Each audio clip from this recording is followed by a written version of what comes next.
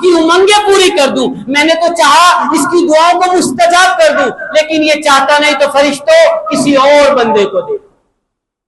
سوچئے ہم کہاں جا رہے ہیں؟ یہودیوں اور عیسائیوں نے جو ہمارے ساتھ کھیل کھیلے، ابھی تک بعض علماء بھی اس تک نہیں پہنچ پا رہے، بعض علماء بھی میری گفتگو کی مخالفت کریں گے۔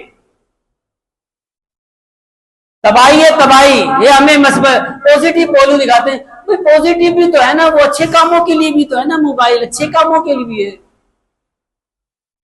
آپ ایمانداری سے اپنے اپنے دل سے پوچھ لو، ایک مفتی تمہارے دل کے اندر بیٹھا ہوتا ہے جو سچ بول رہا ہوتا ہے، اور جو دوسرے تمہارے اندر بیٹھے ہوتے ہیں سب جھوٹ بول رہے ہوتے ہیں۔ ایک مفتی وہ بیٹھا ہوتا ہے تمہارے دل کے اندر، اس سے پوچھو کبھی کہ لوگوں کی، مسلمانوں کی میجورٹی موبائل میں اچھے کام زیادہ کر رہی ہے یا گندے کام زیادہ کر رہی ہے؟ میں نہیں بتاؤں گا، آپ کا دل خود بتا دے گا۔ اندر کا جو مفتی بیٹھا ہے وہ آواز دے کر کہے گا، اے غافل، یہ بھی کوئی سوال کرنے کا، اندھا ہے کیا؟ نظر نہیں آ رہا تجھے؟ بہرا ہے کیا؟ سنائی نہیں دیتا؟ وہ اندر کا مفتی خود بتا دے گا کہ کون کیا کیا کر رہا ہے۔ تو مجھے پوزیٹو سکھانے کی ضرورت نہیں ہے کہ اس کے اندر بہت اچھی اچھی چیزیں بھی تو ہیں، قرآن بھی ہے، نعتیں بھی چلتی ہیں۔ مجھے لوگ آگے بتاتے ہیں ہم تو نعتیں لگاتے ہیں۔ یہ دھوکہ کسی اور کو دیا جا سکتا ہے، اہل حق کو نہیں۔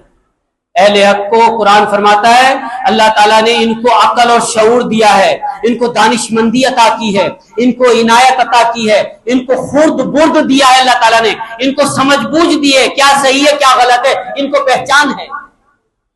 اس لیے ہمیں یہ مبارک راتیں، مبارک دن یہ غفلت میں نہیں گزارنے چاہیے۔ اللہ تعالیٰ سے دعا ہے کہ اللہ تعالیٰ ہمیں شب قدر کو تلاش کرنے کی توفیق عطا فرمائے، صرف تلاش کرنے کی توفیق نہیں بلکہ اس مبارک مہینے میں اللہ تعالیٰ شب قدر ہمیں عطا فرما دے، اور اس رات میں اللہ تعالیٰ ہم سے عبادت لے لے۔ وما توفیقی الا باللہ وما علینا الا البلاغ المبین۔